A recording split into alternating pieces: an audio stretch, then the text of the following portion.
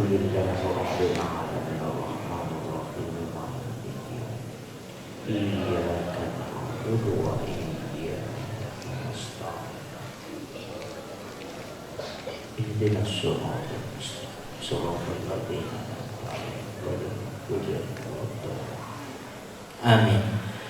Allahumma nawwir qulubana wa quluba jami'i man hadara fi majlisina hadza binuril ma'rifah wa ilmil mukashafah wal basirah wal iman wal islam. Ya Fattahu ya Alim, iftah qulubana wa qulubahu futuhal arifin. Rabbana iftah bainana wa baina qaumina bil haqqi wa anta khairul fatihin. Amin amin ya rabbal alamin.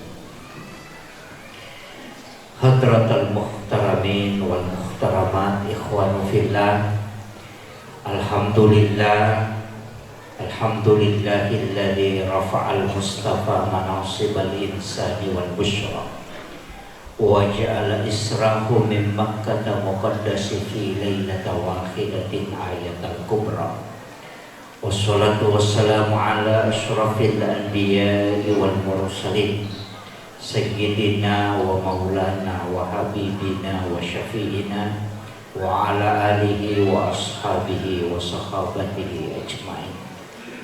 Allahumma salli ala Sayyidina Muhammadin salatan tuballighuna biha kullal maqsud. Ya Jawadu ya Ma'bud, ya Rahimu ya Wadud, birahmatika ya arhamar rahimin. Allahumma salli ala Sayyidina Muhammadin tibbil qulubi wa dawaiha wa afiyatil abdani wa shifaiha wa nuril absari wa diyaiha wa ala alihi wa sahbihi wa sallim. Qala Allah Ta'ala fi kitabihil karim, a'udzu billahi minasyaitonir rajim, bismillahirrahmanirrahim. Subhanalladzi asra bi'abdihi laylan minal masjidil haram ilal masjidil aqsa alladzi barakna haulahu linuriyahu min ayatina innahu huwas samiul basir. Sadaqallahul azim. Yang kami muliakan, kita hormati bersama Bapak Camat, Bapak Panjang beserta seluruh pejabat pemerintah baik dari desa, kelurahan, lingkungan dan seluruh yang hadir. Yang kami muliakan, kita hormati bersama Bapak Kapolsek dan juga Bapak Kecap Jaya, insyaallah, para alim, para masyayikh, para azatis, para imam, terkhusus orang tua kita,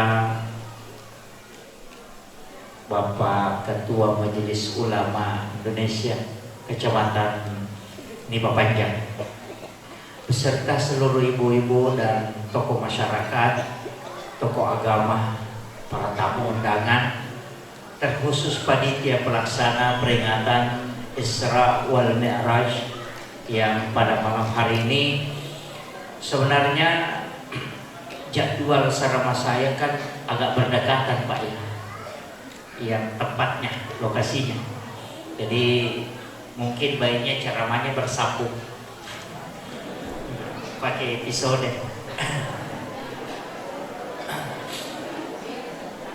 Saya pakai bahasa Indonesia supaya adil ya.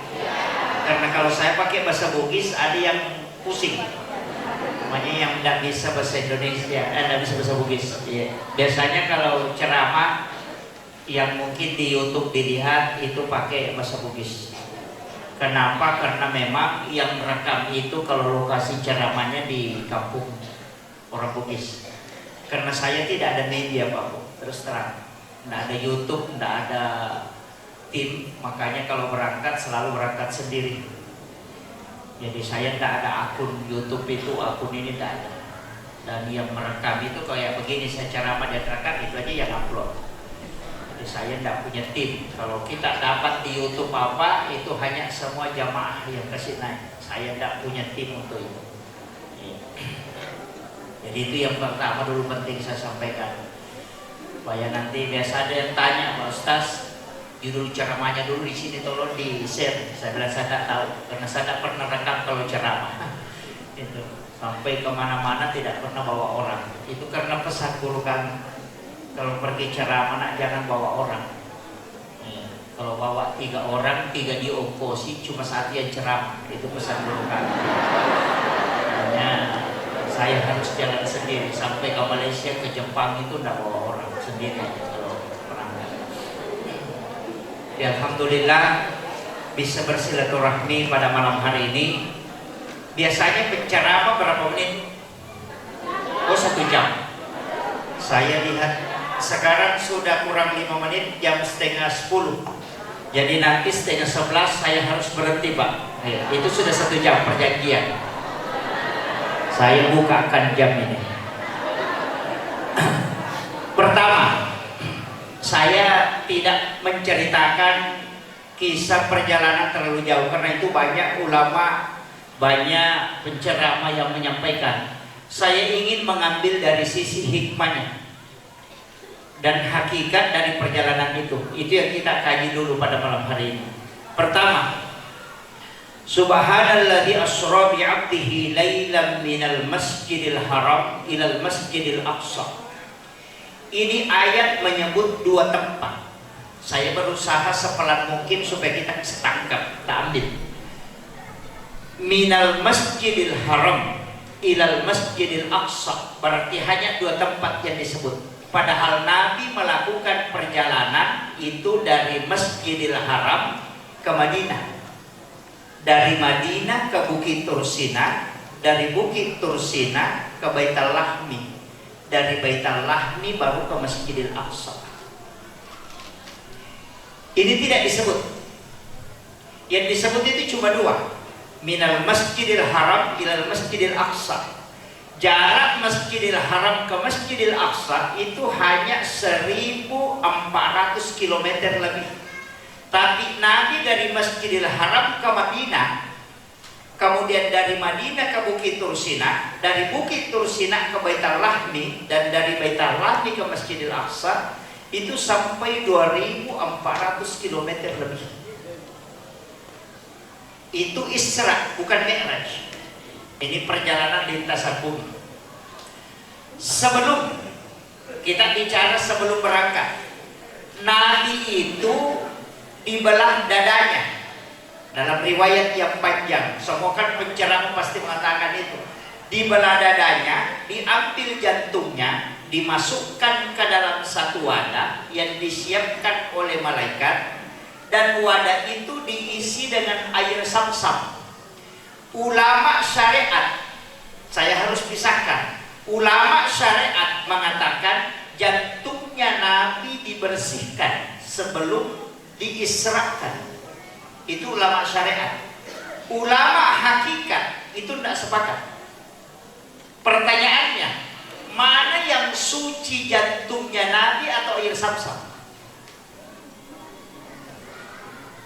Nabi tidak punya dosa dan tidak pernah ada dendam di dalam kalbunya, maka air Zamzam itu sebenarnya tidak membersihkan jantungnya Rasulullah karena dia sudah bersih. Akan tetapi sebaliknya, air Zamzam yang ingin diberikan barakah sehingga diberi kesempatan menyentuh kalbunya Rasulullah. Itu kalau dalam tariqah. Jadi semua ulama itu membalik. Kalau di dalam tariqah itu dibalik. Begini, air Zamzam itu kan sebenarnya tidaklah mulia seandainya tidak pernah menyentuh kalbunya Rasulullah. Jadi dia dimuliakan. Jadi bukan jantungnya Nabi yang dibersihkan, tapi air Zamzam yang diisi barakah. Itulah alasannya kenapa setiap orang yang meminum air Zamzam itu bisa menenangkan hatinya, karena air itu pernah menyentuh langsung kalbunya Rasulullah. Itu hakikatnya. Yang kedua, kita ambil sebenarnya di dalam tariqah itu ada 22, tapi saya tak bahas semua. Bahaya kalau dibahas, nanti mursyid tariqah itu marah. Yang kedua, Nabi itu mencium Hajar Aswad. Apakah Hajar Aswad itu mulia? Kita di Tarekat mengatakan tidak. Hajar Aswad itu dicium oleh Rasulullah untuk sebenarnya dia tidak mulia. Dia hanya dimuliakan karena Nabi pernah menciumnya. Seandainya yang sering jamaah haji dan jamaah umrah, seandainya Rasulullah tidak pernah mencium Hajar Aswad, maka sampai hari ini tidak ada jamaah umrah yang akan mencium Hajar Aswad. Artinya Hajar Aswad itu dimuliakan karena Rasulullah pernah menciumnya. Itu yang kedua. Kita atas lagi yang ketiga. 3 aja yang saya buka. Yang ketiga, Rasulullah itu ketika berjalan itu ada awan yang menutupi kepalanya, sehingga matahari itu tidak kena ke badannya Rasulullah. Ada orang mengatakan Nabi dijaga supaya tidak panas. Oh tidak, kita di Tarekat itu mengatakan begini. Cahaya matahari itu dari nur Muhammad. Ketika nurnya Muhammad ketemu dengan sinar matahari, maka matahari pasti akan hancur. Maka Allah menutupi Rasulullah bukan karena Nabi yang dijaga, tapi matahari yang dijaga supaya tidak hancur. Itu kuncinya. Kemuliaannya bukan pada awannya, tapi kemuliaannya karena nurnya Rasulullah akan menghancurkan matahari ketika dia bertemu langsung. Maka ditutupilah Rasulullah dengan awan ketika dia berjalan. Saya tak bongkar semua, cukup 3. Ya. Jadi masalah kalau dibuka semua, kerahasiaan Rasulullah itu lari ke situ. Kemudian saya tadi mengatakan kita ambil hikmahnya. Rasulullah perjalanannya itu dari Masjidil Haram ke Masjidil Aqsa. Kita dulu ambil masjidnya. Kenapa disebut itu cuma masjid? Tidak disebut Madinah, Bukit Tursina dengan Baitul Lahmi. Itu besar. Ketika engkau ingin melakukan perjalanan, maka awali dari masjid, dan mesti titik akhirmu adalah masjid. Begini supaya mudah dipahami. Di sini Nipah Panjang. Kalau kita mau ke Jambi misalnya, perjalanan kan 4 jam, 5 jam. Kalau kita sholat duhur di sini, kita mengatakan selesai sholat duhur di Nipah Panjang, saya mau ke Jambi. Maka sujud terakhir sholat duhur kita di sini, niatkan memang untuk sholat asar di Jambi, di sujud terakhir. Jadi ketika kita sholat duhur, di sujud terakhirnya atau sebelum salam, kita niatkan memang saya akan sholat duhur di sini. Nanti ketika melakukan perjalanan, tiba-tiba di tengah jalan kita kecelakaan kemudian meninggal, maka Allah itu tanya malaikatnya cuma satu, hambaku dari mana dan mau kemana? Maka malaikat akan mengatakan, dia dari sholat di masjid ini, dia mau pergi sholat di masjid ini. Maka Allah mengatakan, karena sholat dia tinggalkan dan sholat dia tuju, maka jangan engkau memeriksanya. Itulah kata ulama di tanah Bugis, sembahyang tertentu, sholat yang tidak terputus karena kita menyambung. Banyak orang kalau mau jalan, yang dia tanya nanti singgah makan di mana. Oh itu jadi masalah. Ini yang saya harus luruskan dulu. Iya, kadang-kadang kan itu yang kita pakai. Nah, di mana hakikatnya ketika kita ambil itu? Kenapa disebutkan dalam ayat ini cuma 2? Karena itu pesan untuk kita, bahwa setiap perjalanan seorang hamba yang bernilai ibadah, ketika dia dari ibadah menuju ke ibadah, itu juga hikmahnya. Kenapa sholat itu saya tidak mengatakan ditutup, disambung dengan salam dan dilepas dengan salam, bukan ditutup. Jadi salam ke kanan itu tidak menutup sholat, tapi dia menyambung ke waktu berikutnya. Kemudian salam ke kiri itu baru melepas sholat yang telah kita kerjakan. Jangan lepaskan dulu sebelum kau sambung. Itu kuncinya. Coba kita hitung sedikit aja, nggak usah dihitung semua. Sholat duhur 5 menit lah kita pakai, sudah lama itu. Sholat asar 5 menit, sholat maghrib 5 menit, sholat isya 5 menit, sholat subuh 5 menit. Kalau 5 waktu sholat, kita sholatnya 5 menit, berarti hanya 25 menit waktu kita pakai sholat. Kalau kita duduk gosip 1 jam, itu sudah bangkrut. Iya, sudah bangkrut. Nah kadang kalau duduk gosip itu sampai 2 jam tidak terasa waktu, ya kan? Dari sinilah kenapa ulama mengatakan sambung. Jadi bukan hanya sholat Bapak Ibu sekalian ya, bukan hanya sholat. Tarawih terakhir, pada malam terakhir, rakaat terakhir, di Ramadan terakhir, di sujud terakhirnya, niatkan memang untuk sholat tarawih pada Ramadan berikutnya. Bayar zakat, niatkan memang untuk bayar zakat berikutnya. Sedekah subuh, niatkan memang untuk sedekah subuh berikutnya. Itulah makna hadis Nabi, umatku adalah umat yang terbaik, karena dia meninggalkan satu kebaikan menuju ke kebaikan yang lain. Yang kedua, itulah juga makna hakikat kenapa kita bisa kekal di dalam surga padahal umur kita terbatas, karena niat melakukan kebaikan itu menjadi catatan kebaikan yang berjalan. Dan ketika kita meninggal, pahalanya jalan terus. Itulah kenapa kita bisa kekal di dalam surga. Jadi hitungannya sederhana. Jadi semua ibadah begitu Bapak.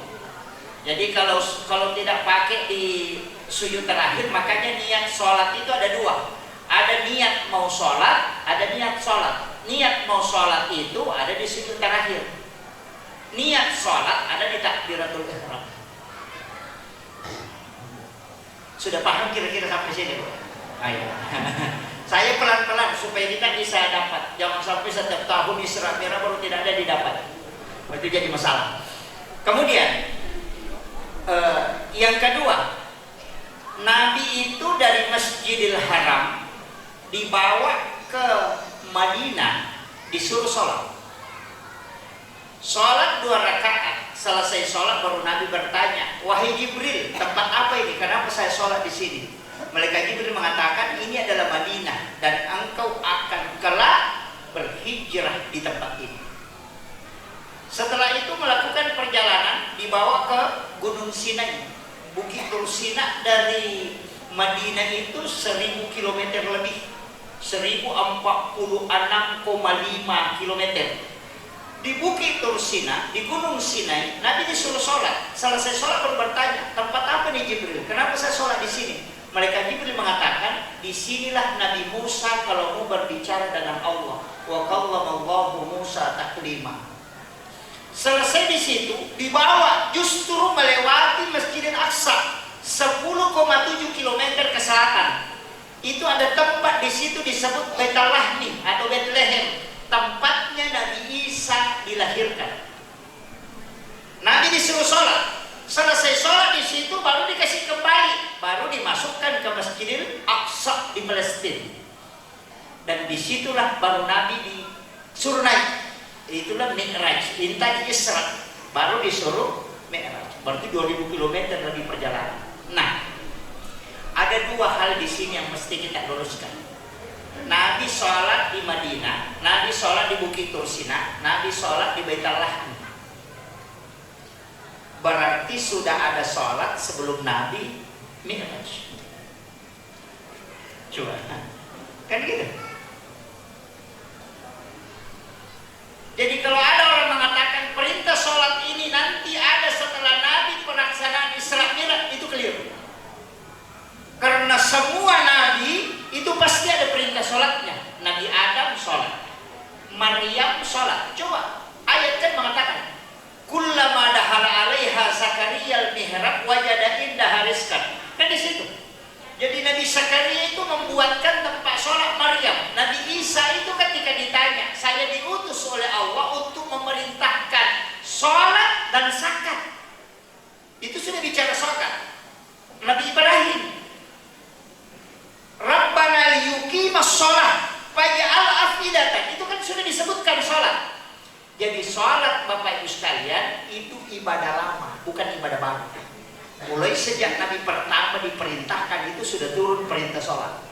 Cuma bagaimana model sholatnya, ulama berbeda. Nah, ada yang mengatakan sholat yang paling sempurna adalah sholat yang dilakukan oleh Rasulullah dengan 3 kategori. Yang pertama gerakan, yang kedua bacaan, yang ketiga ingatan, kekhusyuan. Nah, nanti dibahas khusus ini. Kalau ini dibahas terlalu lama. Saya bahas ini dulu, istilahnya poin pertamanya dulu. Nah, dalam perjalanannya itu kan sudah ada sholat. Nabi Zakaria sudah sholat, Nabi Ibrahim sudah sholat, Maryam sholat di dalam mihrab, bahkan Nabi Zakaria sholat minta anak sehingga dia bisa dikasih keturunan, padahal istrinya sudah berhenti haid, tapi karena dia sholat, dia minta dan dikasih. Jadi perintah sholat itu sudah ada. Nah, Nabi kita ambil simpelnya. Ketika Rasulullah disuruh singgah sholat di Madinah, karena itu tempat ada nilai sejarahnya. Artinya apa? Tempat-tempat khusus yang memiliki barakah itu penting ditempati berdoa. Makanya biasa ada orang berdoa di makamnya para wali. Makam itu ada 2, Pak. Ada makam, ada kuburan, ada napak tilasnya. Biasanya kalau wali di situ selalu sholat, biasa dijadikan makam. Makanya jangan salah paham. Kalau misalnya kenapa kuburan ada di sini, ada di sini, ada di sini, padahal orangnya satu. Sama dengan makam Ibrahim. Itu makam Ibrahim itu bukan kuburan, tapi itu tempat pijakan kakinya Nabi Ibrahim. Kenapa disebut makam? Karena itu tempat. Jadi kadang orang salah paham. Kenapa kok ada 2 kuburan? Itu makam. Kayaknya biasa petilasan. Jadi ini penting saya sampaikan. Tapi kalau kita di NU, saya itu NU, Pak. Insya Allah di sini saya ada beberapa pakai songkok NU. Saya itu NU insya Allah hatta yaumil qiyamah, Pak Kiai. Kenapa saya masuk di NU? Karena saya belum temukan organisasi yang semua orang didoakan walaupun tidak hadir pengajian tetap dapat doa. Itu cuma di NU. Sampai mati pun masih didoakan. Ila jamil muslimin wal muslimat wal mu'minin wal mu'minat al ahya'i minhum wal amwat. Makanya kalau NU bikin pengajian jamaahnya tidak banyak karena dia bilang dia tidak hadir dapat doa. itu ya. Makanya saya bersyukur ya, artinya kalau hidup mati tetap didoakan itu hatta yaumil qiyamah. Kemudian saya ingin sampaikan sederhananya begini. Saya sesederhana mungkin membahasakan. Ulama kita mengatakan Nabi itu kan diperjalankan, bukan berjalan kan, untuk diterima oleh akal. Sederhana aja. Di sini ada jam dindingnya, tidak ada. Orang sudah. Ini jam, saya punya jam tangan. Ini jam tangan saya. Kalau dia berputar secara normal sendirinya itu cuma 24 jam. Tapi kalau saya cabut ini kemudian saya putar, itu bisa sampai 240 kali berputar kalau saya putar. Jadi kalau dia berjalan hanya 24 jam, tapi kalau saya perjalankan itu bisa sampai 240 kali berputar. Begitu pula dengan Rasulullah. Seandainya dia melakukan perjalanan, maka pasti terbatas waktunya. Tapi ketika Allah yang memperjalankan, maka bolak-balik 10 kali pun itu bisa. Itu untuk diterimanya, mudah-mudahan untuk diterima dengan akal. Kemudian di situ ada kalimat Subhanalladzi asra bi 'abdihi. Di situ pakai bukan asra bi rasulin,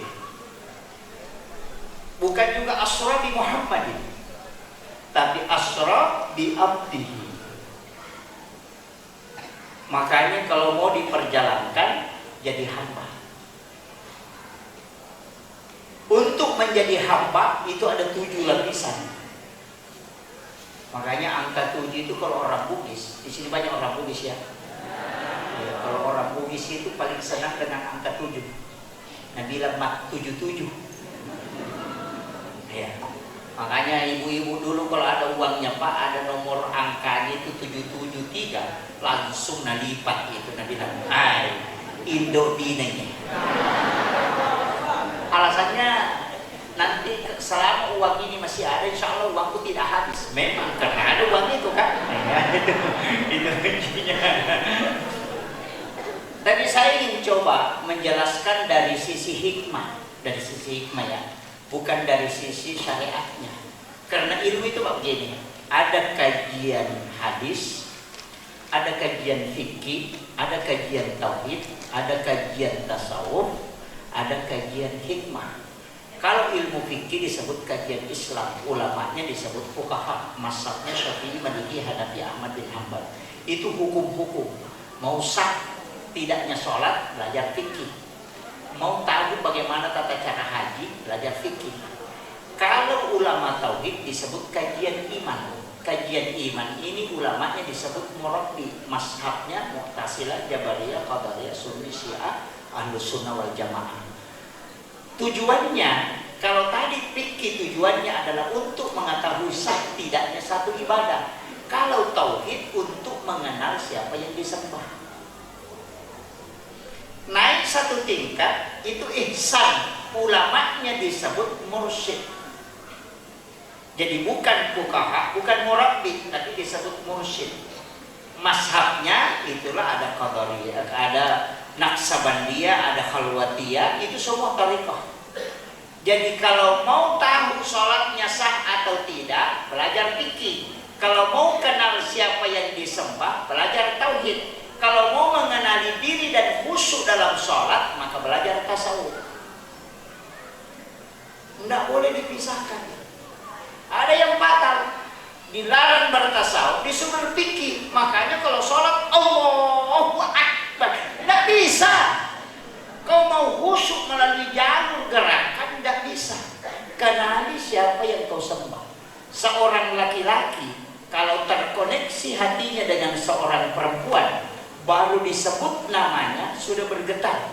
Wa idza dzukirallahu wajilat qulubuhum, di dalam Al-Qur'an disebutkan ketika disebut nama Allah bergetar kalbunya. Maka ketika dia mengatakan Allah, itu sudah bergetar. Itu tanda orang yang beriman. Di sini yang anak muda pernah semua kenal gadis kan? Yang ibu-ibu waktunya gadis ya, kalau ada anak muda yang disenangi baru disebut namanya Akbar. Akbar, woy. Langsung ada di sini. Itu namanya getaran. Ketika kita menyenangi sesuatu, cinta, maka dia akan bergetar.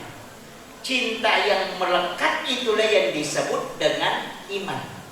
Kalau cintanya kepada Allah. Makanya kenapa perpindahan sholat itu gerakan selalu Allahu Akbar. Karena untuk menggerakkan kalbu setiap pindah gerakan. Jadi kalau muazzin mengatakan Allahu Akbar, nah tidak ada gerakan di sini, itu belum beriman, baru berislam. Itu tidak mudah. Jadi jangan bilang saya orang beriman, oh tunggu dulu bos. Nah ini. Tapi kalau kita mengatakan saya Islam, oh ya kalau sudah sholat Islam. Tapi ketika dia sudah masuk ke dalam, berarti itu sudah iman. Iman itu keluar masuk, Islam itu tidak. Maka Islam nampak perbuatan, sholat, puasa, zakat, haji, syahadat, nampak semua. Tapi kalau iman sembunyi semua. Nah, tidak nampak. Makanya jangan bilang, orang beriman, belum tentu. Tapi kalau orang berislam cocok. Nah, itu kuncinya. Ya, tapi tidak usah terlalu jauh dibahas ke situ. Nanti stres ibu-ibu ini kalau terlalu jauh ke situ. Nah, kunci dalam ibadah. Kita bicara kunci ibadah ini. Rasulullah itu karena dia dipanggil menghadap. Begini. Semua ibadah itu di istilahnya dititip. Puasa dititip, zakat dititip, haji dititip. Tapi ada satu ibadah tidak dititip.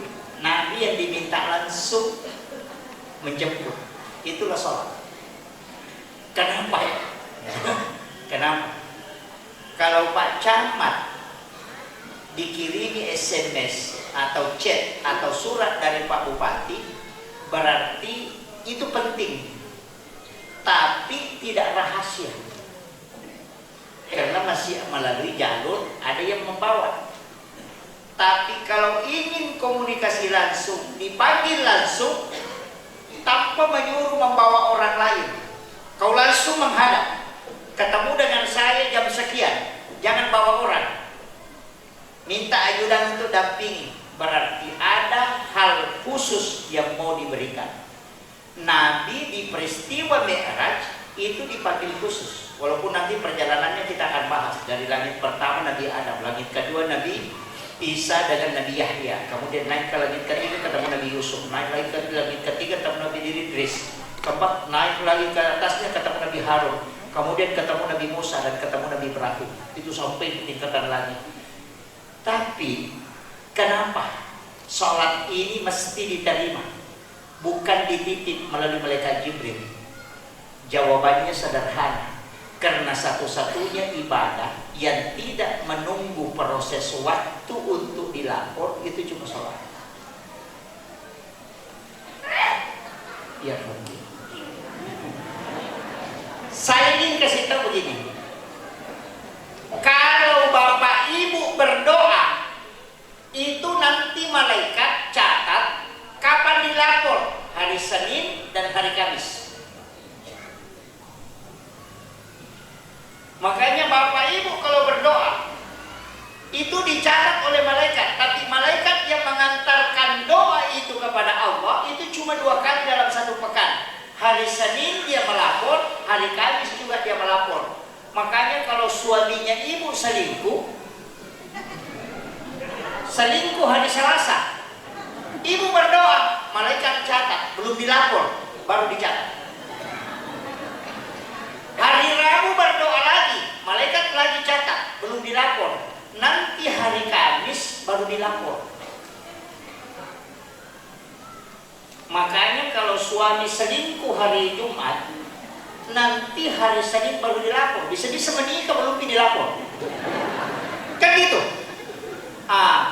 Inilah yang dilihat oleh Rasulullah, bahwa setiap ibadah seorang hamba itu menunggu waktu pelaporan, tidak langsung. Makanya Nabi minta kepada Allah, adakah yang bisa kau berikan kepadaku dan umatku yang tidak melalui proses itu, tapi langsung ketika dia meminta berurusan denganmu?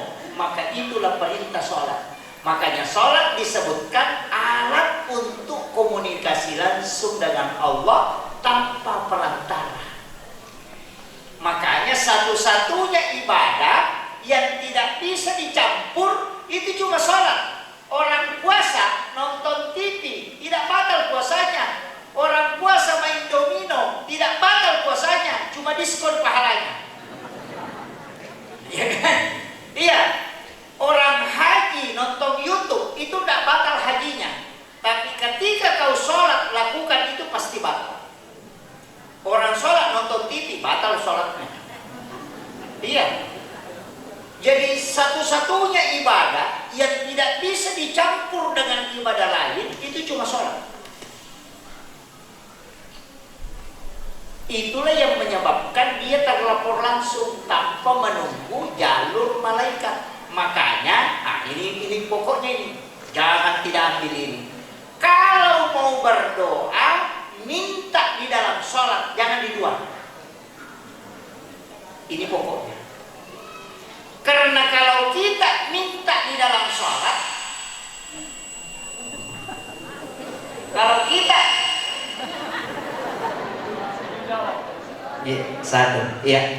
kalau kita minta di dalam sholat, maka langsung kita minta kepada Allah tanpa melalui perantara malaikat, karena komunikasi hamba dengan Tuhannya.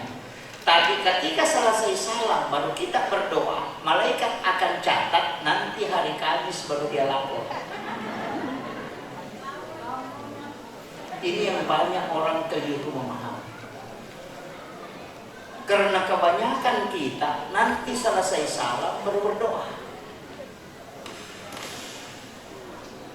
Kebanyakan di kampung saya, bukan di sini. Sama. Nah, bilangkan sholat itu doa Pak Ustaz. Saya kasih tahu gini. Kenapa ada sholat sunnah musafir? Nah, sudah ada doa musafir. Kenapa ada sholat sunnah taubat? Nah, sudah ada doa taubat. Kenapa ada sholat sunnah wudu? Nah, sudah ada doa wudu. Kenapa kita ada sholat sunnah hajat, sedangkan doa hajat sudah ada? Karena kalau doa itu butuh waktu, tapi kalau sholat itu tidak.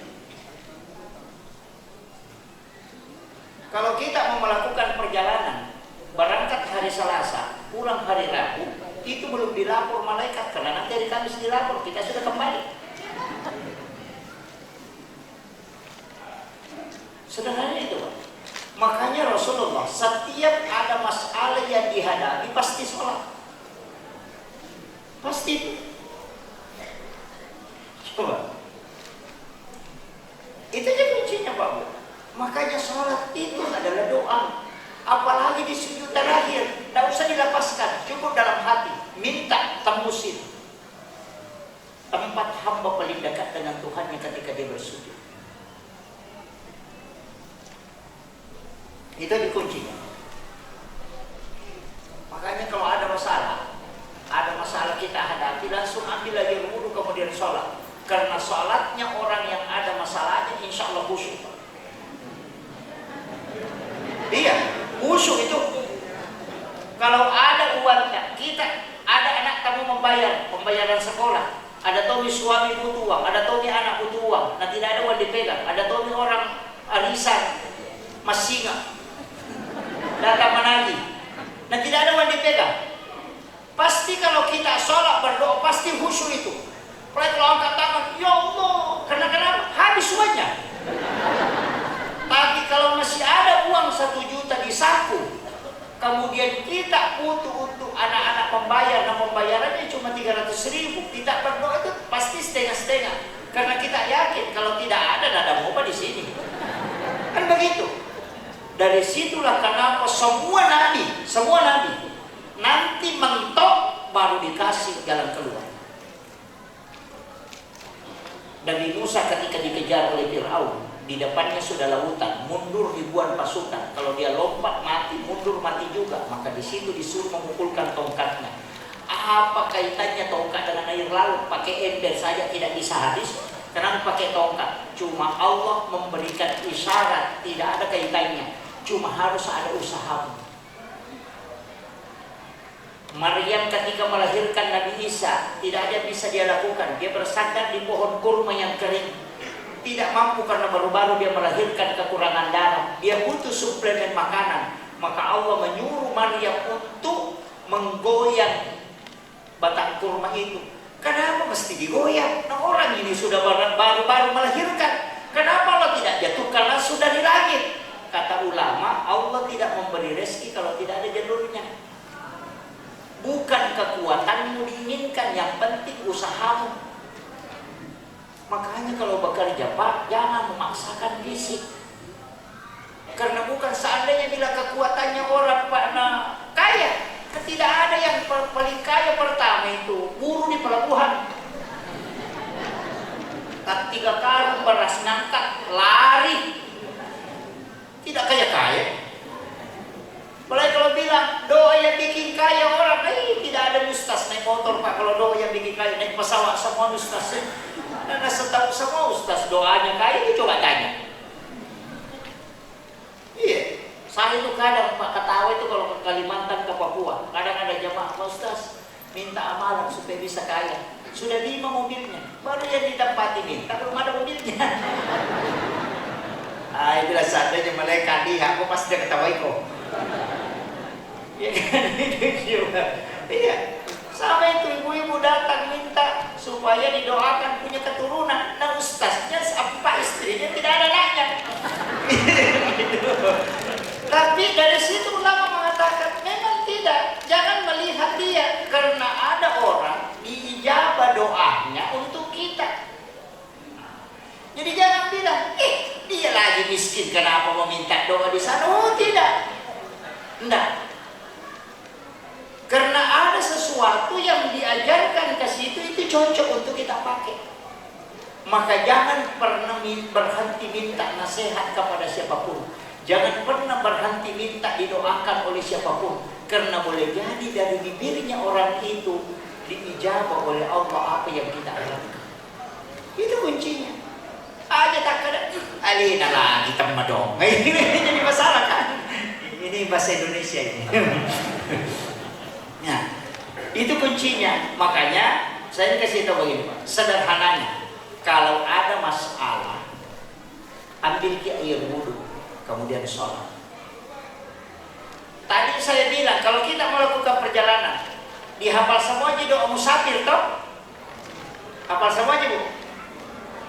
Hah? Bismillahi tawakkaltu alallahi la haula. Itu 3 doa. Jangan disambung ya. Itu 3 doa. Bismillahi tawakkaltu itu 1. Alallahi 2. La haula wala quwata illa billah itu juga 1.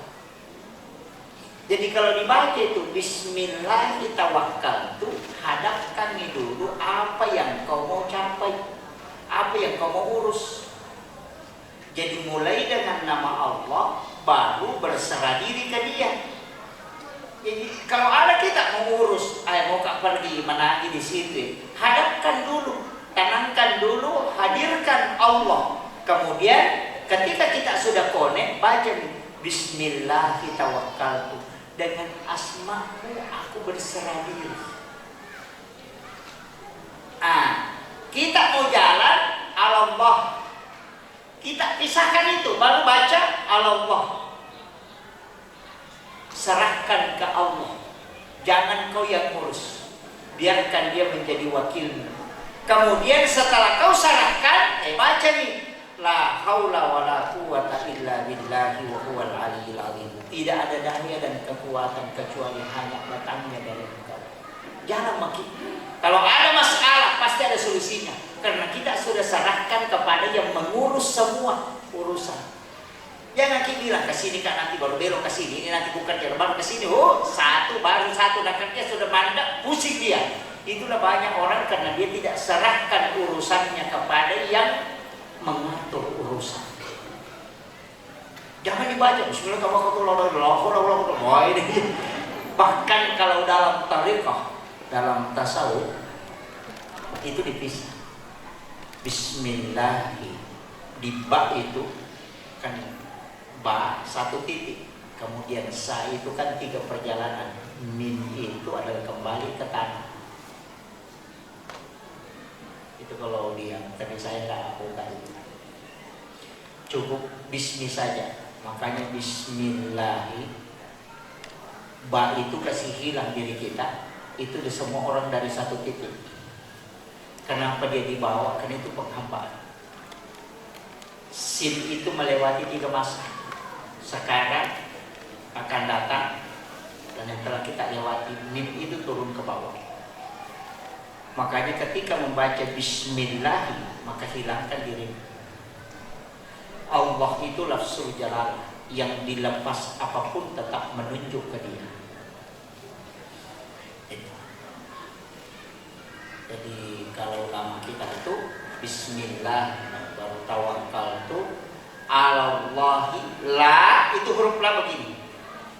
Seperti orang duduk tahiyat, duduk tasyahud. Itu ada alifnya. Kita melihat diri kita itu berjalan sampai ke sana, dilihat, baru ditarik kembali. Itu bilang orang Buddhis, sampai memangku sebelum berjalan. Maka dalam itu memang kena pejokah. Kalau ditarik kembali, itu biar masuk. Jangan kau berangkat kalau tidak kembali. Ini agak susah kalau anak muda. Ya. Kenapa itu bismillahirrahmanirrahim? Itu dilihat diri kita sampai baru kasih kembali. Kalau kita lewat udara, tarik nafas. Kalau kita lewat darat ataupun air, keluarkan nafas. Kalau ditarik nafas kemudian masih ada yang nyangkut, kemudian ada di belakangnya, jangan berangkat dulu. Itu tanda musibah. biarkan dulu lewat. Yan ito nakadatopan dito, ang pagujupya mo, nasabaan ka kasaka. Kalau tidak usah dibongkar ini jadi masalah. Ya, nanti bilang membongkar ilmu rahasia. Sebenarnya hikmah begitu Bapak. Ilmu hikmah itu dia bukan tasawuf, tapi dia ilmu bukan paten. Dia cuma ilmu yang kebanyakan. Saya kasih tahu, tapi jangan takut ya. Bisa diprotes lah, tapi bisa diteliti. Di hikmah itu, kalau anak pertama perempuan, maka yang pertama meninggal dalam rumah tangga itu adalah istri. Kalau anak pertama laki-laki, maka yang pertama meninggal di situ nanti adalah suami. Itu kalau di hikmah. 90 sekian persen itu benar, tapi tidak 100. Iya. Bisa diteliti. Misalnya saya bersaudara sekian orang, anak pertama ini laki-laki, siapa yang lebih dulu meninggal? Kecuali nanti misalnya ada anaknya pertama perempuan, kemudian itu yang lebih dulu meninggal, itu lari ke bapak. Ya nanti nak ada tomato orang dulu mengatakan patolak nyawa, itu sebenarnya apa? Itu hikmah itu.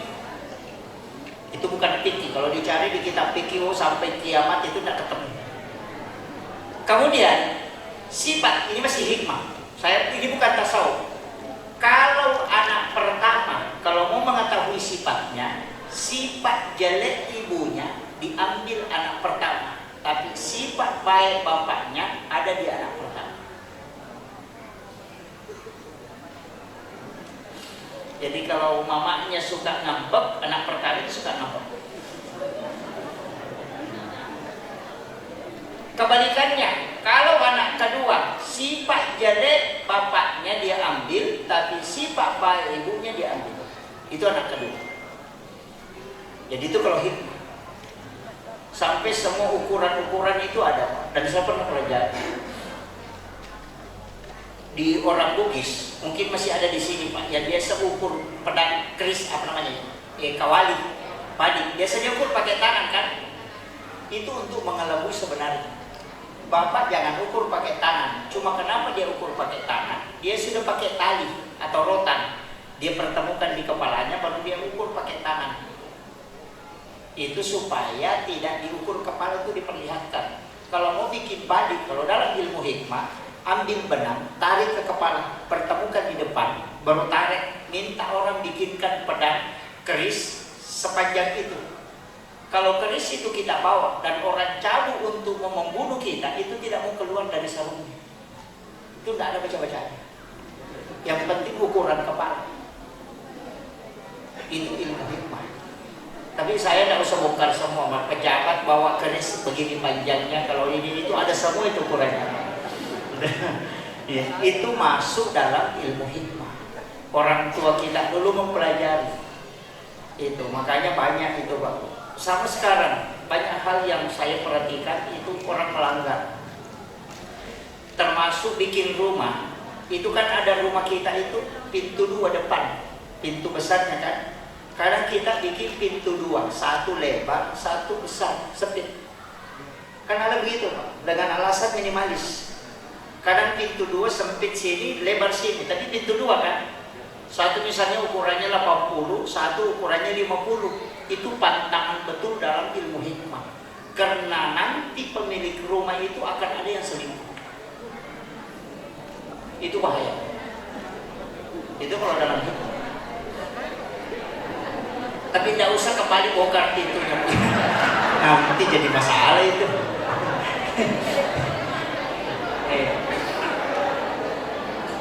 Iya, saya kasih tahu. Makanya orang tua dulu itu bilang pemadi.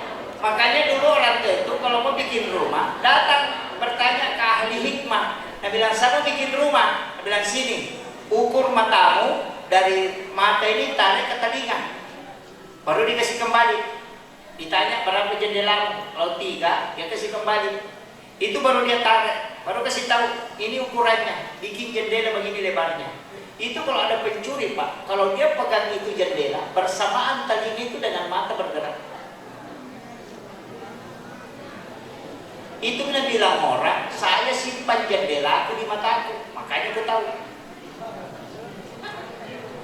Itu kalau orang tidak tahu ilmu hikmah Pak, tidak akan ketahuan itu. Itu orang dulu itu pakai itu. Banyak, tapi tidak usah tahu semua, bahaya juga kalau ditahu. Saya tidak kasyaf di bidang itu, istilahnya bukan ahli di bidang itu, cuma diberitahu oleh mursyid kami itu. Saya ngaji tareka itu mulai di kuliah sampai sekarang masih tak selalu ngaji ke mursyid kami, termasuk Syekh Abdul Rahman Segaf itu Wamaka di Makassar, mursyid tarekat Khalwat Yusufi Al-Makassar. Tapi berat Pak, bertasawuf itu tidak mudah. Saya itu hanya mempelajari akhlak jauh, masih jauh sekali. Sama guru-guru kita, ada yang dari Jawa, dari Banjar, dari Jambi ini, dari banyak mursyid-mursyid di sini. Makanya saya selalu katakan bertarifah, jangan tidak bertarifah. Ngaji fikih itu untuk tahu hukum, ngaji tauhid itu untuk mengenali siapa yang kita sembah. Bertarikah itu supaya kita bisa menghinakan diri, mengenali siapa diri kita. Itu penting. Nih, jadi jangan hanya belajar fikih waktu patah itu. Sama dokter, ada dokter kulit, ada dokter tulang, ada dokter jantung. Nih, kalau jantungnya bermasalah jangan ke dokter kulit, pusingin. Apalagi kalau ke dokter tulang tidak ketemu. Sama jika kalau mau khusyuk dalam sholat, jangan tanya ahli fikih, tanya ahli tarekat supaya diberikan syarat zikir. Itu tidak mudah. Tapi di sini insya Allah banyak guru-guru kita. Jadi itu penting saya wasiatkan. Ini untuk jamaah. Jangan puas dengan satu ilmu. Ya. Banyaklah berguru.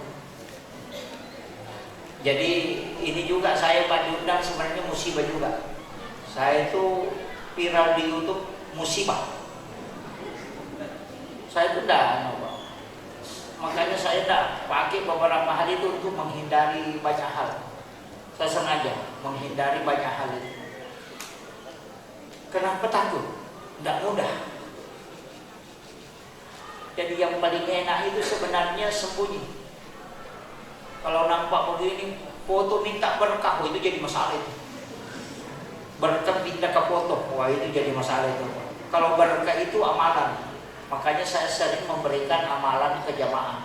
Amalkan ini supaya diberikan kemudahan, keberkahan. Itu aja, tapi ada beberapa yang saya tidak ajarkan.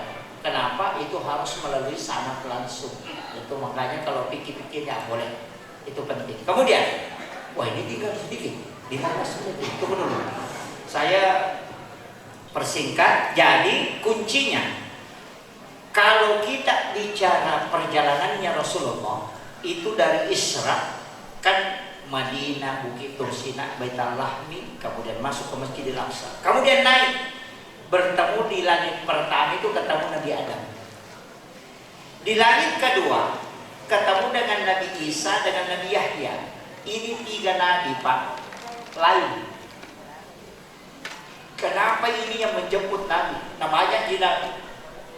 Ada Nabi Nuh, ada Nabi, banyak sekali Nabi. Tapi kenapa ini yang dipilih? Nabi Adam di langit pertama.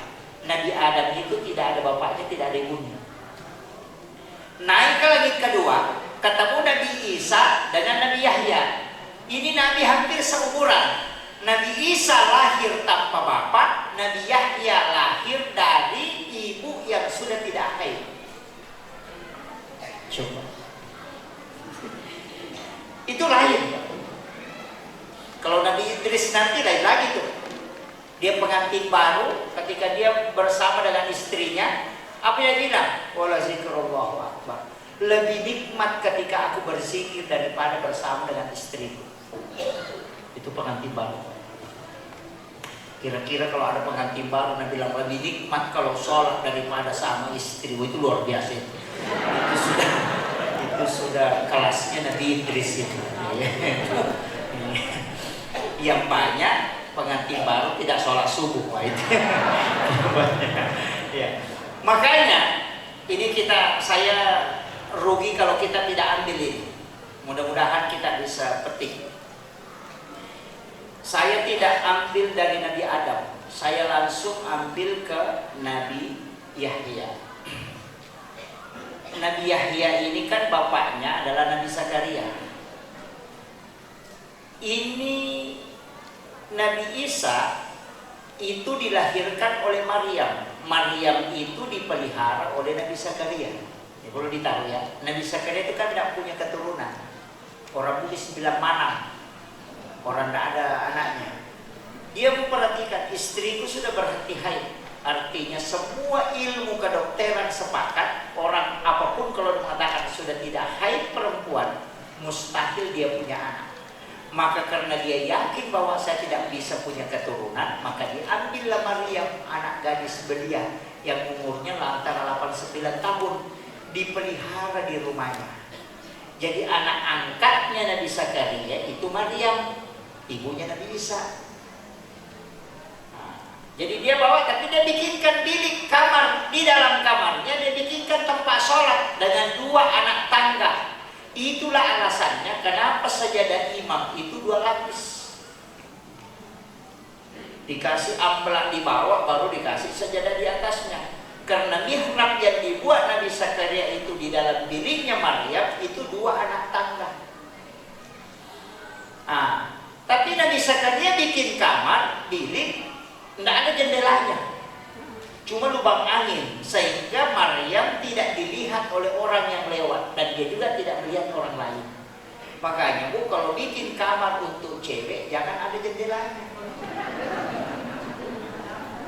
Yang kedua, kamar dikunci dari luar.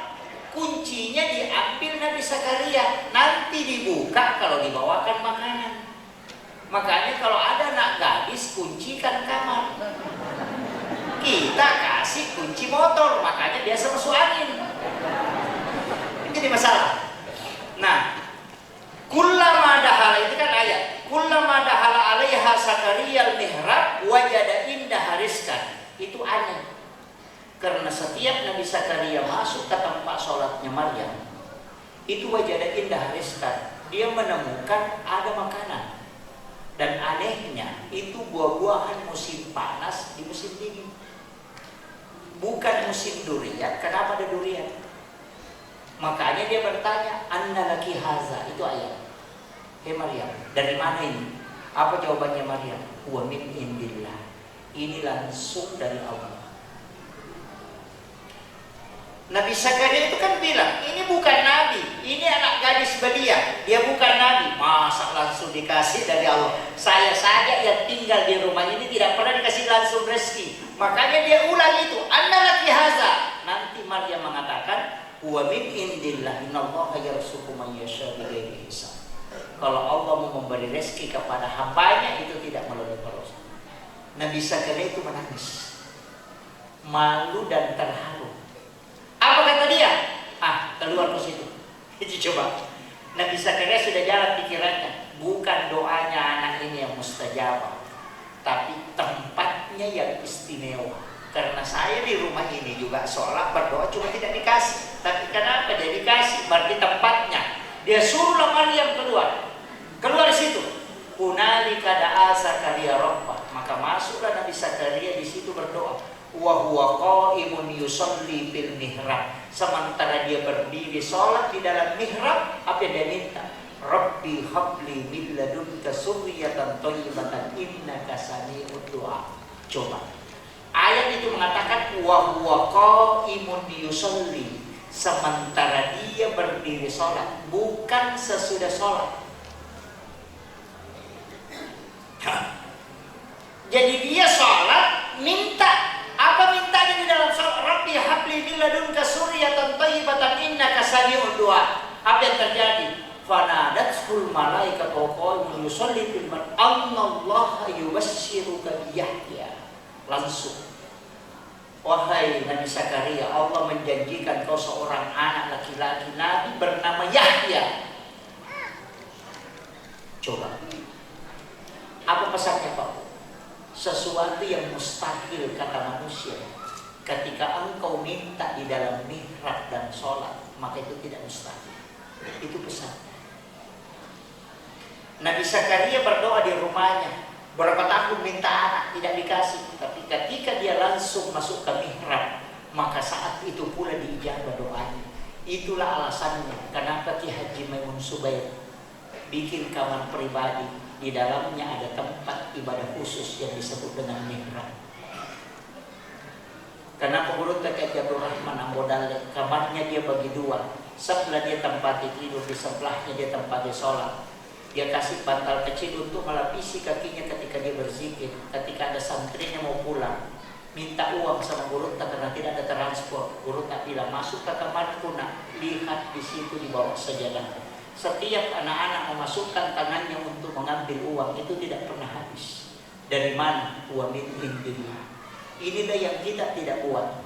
Kadang kita mau sholat di rumah ke samping lemari, ada orang di lemari kita pindah ke dekat kursi, ada orang di situ lari ke dekat kulkas, ada orang di kulkas kita masuk ke kamar. Tidak ada tempat khusus kita buat berdua-duaan dengan Allah supaya doa itu mustajabah. Tapi buang air besar, WC kita buat sampai puluhan juta hanya untuk membuang kotoran. Tapi tempat beribadah dan bermunajah kita tidak buat. Itulah kekurangan. Maka saya wasiatkan, di dalam kamar kita buatlah tempat seluas dengan kuburan. Beli kain kafan, baru lipat kain kafan itu, kancing sulutnya 4 sulut supaya tidak bergerak, karena mihrab itu di bawahnya diusahakan tidak bergerak. Tutup dengan kain tipis atau bisa dengan triplex. Jangan masuk dengan membawa HP dan jam tangan. Nanti masuk ketika ada wudhu dan hanya sholat, baca Al-Quran dan tafakkur. 3 tahun kita tempati, insya Allah di situ jalur doa paling mustajabah. Tidak bikin. Kenapa saya minta kain kafan kemudian dilapisi sajadah? Sajadahnya bisa diganti untuk dicuci, tapi kain kafannya jangan. Bikin wasiat ke anak-anak kita, nak, ketika saya meninggal ada kain kafan di dalam mihrab, itu yang kau bungkuskan aku ketika aku wafat. Kain kafan yang dari mihrab itu tidak akan hancur termakan oleh tanah walau sampai puluhan tahun. Akhirul kalam, wallahul muwaffiq ila aqwamit thoriq. Assalamualaikum warahmatullahi wabarakatuh.